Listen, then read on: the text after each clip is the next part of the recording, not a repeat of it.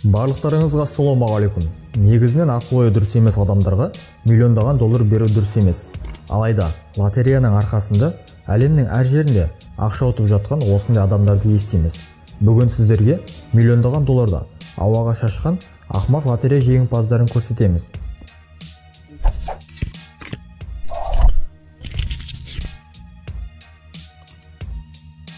Эвелин Адамс. Лотереяда жеңген ұтысты көптеген бағытта жұмсауға болады, ал құмар ойындар бұған кірмейді. Азық-түлік магазинде сатушы болып істейтін Эвелин Адамс лотереяда бір рет емес, екі рет ұтысқа ие болған. 1985 жылы және де 1986 жылы. Ұтыстың жалпы сомасы 5,5 миллион долларға тең. Әр апта сайын лотерея билетіне 100 доллар жұмсап отырған, ал 4 аптадан кейін миллиондаған ұтысқа ие болған. Осылай әрекет етсек, ұтысқа ие боламыз деген ой қате. Эвелиннің осылай ұтысқа жету мүмкіндігі аз болса да, жолы болды деуге болады. Оған барлық суманы бірден берген жоқ.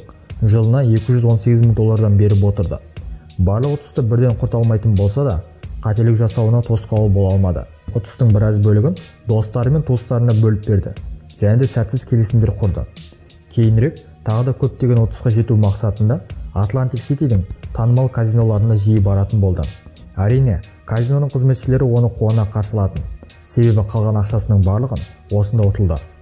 Джанет Ли. 52 жастағы Джанет Лидің өмірі аяқ астынан өзгерді деуге болады. Себебі 1993 жылы 18 миллион доллар ұтып алды. Осыдан кейін парик сататын магазиннен босап, Сент-Луизден миллион долларға үй сатып алып көшті. Көптеген қайырымдылықтар жасап, саясатпен жиі араласа бастады. Джанет Ли оңтүстік Кореяның қарапайым адамы болса да, жыл сайын алып отырған 620 мың доллардан астам ақшаға қымбат әшекейлер сатып алып отырды.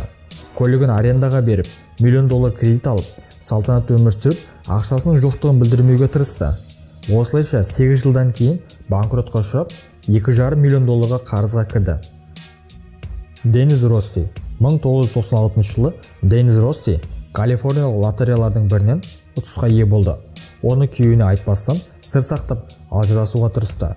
Өкінішке орай, ажырасу барысында оны күйеуі біліп қойды. Осылайша сотта көп мөлшердегі мүлікті жасыру бойынша іс қозғалды. Оған қоса лотерея жайлы адвокаты да білмеген. Егер де айтқанда, оны алып қалудың амалын жасар еді. Ең соңында соттың шешімімен ұтыстың барлық бөлігі күйеуіне берілді. Америка Лопес. 2009 жылы Нью-Джерсидегі құрылыс фирмаларының бірінің қызметкерлері жиналып, Америка Лопесті лотерея билетін сатып алуға жіберді. Қуанышқа орай, оған және оның әріптестерінің жолы болды. Алайда қандай да бір себепке байланысты 38 миллион 500 мың долларды 5 адамға бөлмеу үшін Лопес ұтысты лотереяны өз ақшасына алғанын айтты. Әрине, әріптестері бұған келіспей, оны сотқа берді. Соңында соттың шешімі бойынша әр адамға 2 миллион доллардан бөліп беруін талап етті. Ақымақтығын айтар болсақ, барлық ақшаны алып қалуға тырысты. Сонда да салықтарды алғанда 14 миллион долларға ие болды. Ең қызығы, баста айтқан өтірігіне адамдарды қалай сендірмекші болды екен. Бат Пост. 1998 жылы Бат Пост 40 долларлы жүзігін тігіп, лотерея сатып алды. Соның арқасында ұтысқа ие болып, 16 миллион 200 мың доллар алды. Кейіннен Баттың қызы билетті өзі сатып алып кеп берген алға қойып, сотқа шағымданды. Сол арқылы ұтыстың көп бөлігін алып кетті. Баттың інісі де ақшасын алу үшін жендет жалдады. Баттың қуанышына орай оған ештеме болмады. Осыдан кейін Бат ақшасын қымбат үй, көлік, қайық, ұшақ сатып алуға жұмсады. Оған қоса адвокатқа сотқа да көптеп ақша құртуына тура келді. Себебі ақшасын сұрап келген адамдарды еш ескертусіз ата берді. Және де 6 әйелінің алименті қарызға батырды. Осылайша қартайған кезінде оның мойнында миллион доллар қарыз болды. Аманда Клейтон. Аманда Клейтон 2011 жылы лотереяда миллион доллар ұтып алды. Басқалармен салыстырар болсақ, аз ақша. Алайда үйде бала қарап, пособие алып отырған адамға көп ақша деуге болады. Ал бұл елде миллион ақшасы бар адамдарға мемлекеттен көмек берілмейтінін білсе де, оны жасырып, әр ай сайын 200 доллар пособие алып отырған. Ал журналистер себебін сұраған кезде, Аманда әлі жұмыссыз болғандықтан алуға құқығы бар екенін, және де 2 үй болғандықтан ақша керектігін айтқан. Әрине, ақшаға мұқтаж көршілері бұл сөзді естігенде ашуланары сөзсіз. Аманданың үстінен көптеген шағым түскен соң, оны тұтқындап, алаяқтық бойынша іс қозғалды. Аманда $1 миллион ұтып алғанына 1 жыл өткен соң передозировкадан қайтыс болды. Дэвид Ли Эдвард: егерде сіз қомақты ақша ұтып алсаңыз, сөзсіз оның біраз бөлігін өзіңізге ұнаған бағытқа жұмсайсыз.